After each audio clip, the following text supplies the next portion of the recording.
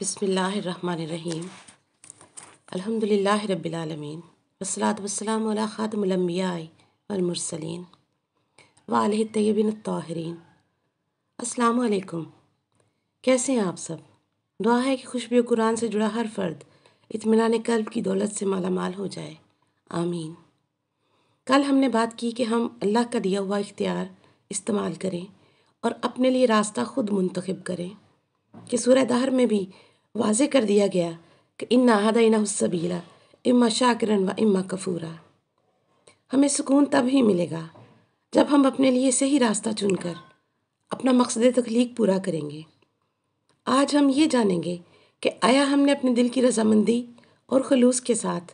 اپنے لیے صحیح راستہ چنا ہے، یا ہم کسی دھوکے یا کسی کی بیان بازی کا شکار تو نہیں ہو گئے؟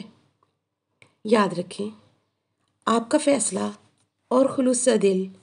رب کی بارگاہ میں قبولیت کا شرف پا گیا ہے۔ اس کی سب سے پہلی نشانی یہ ہے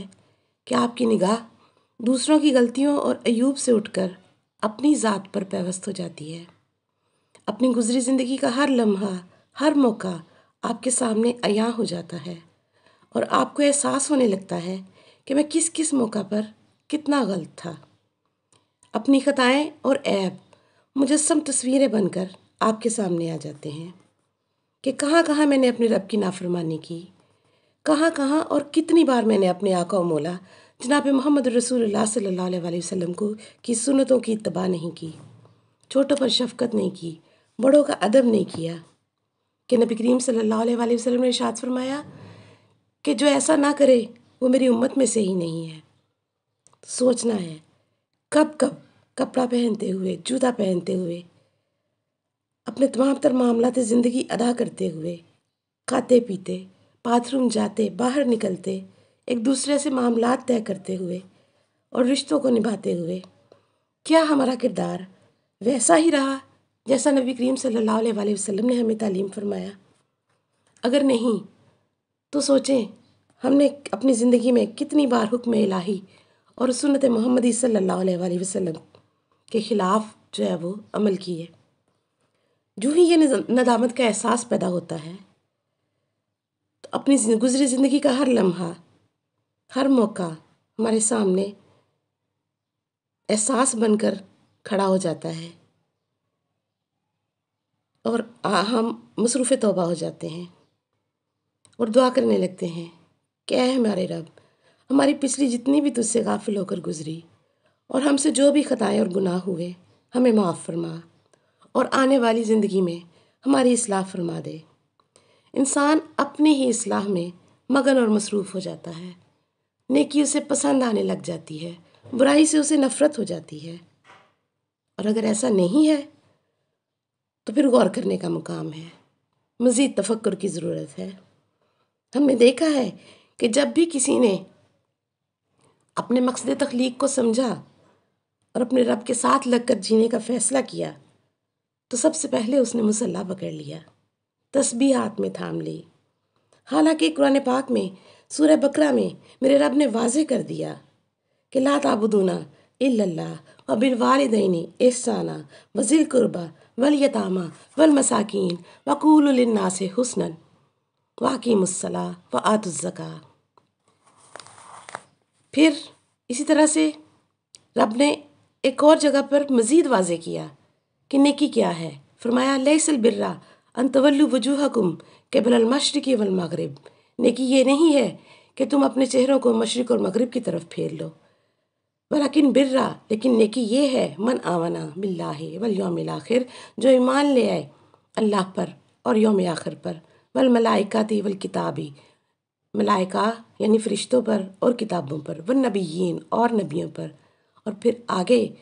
جو عمل بتایا وہ غور طلب ہے، وآت المال علی حبہ، اور اس نے مال خرچ کیا اللہ کی محبت میں، ذوی القربیٰ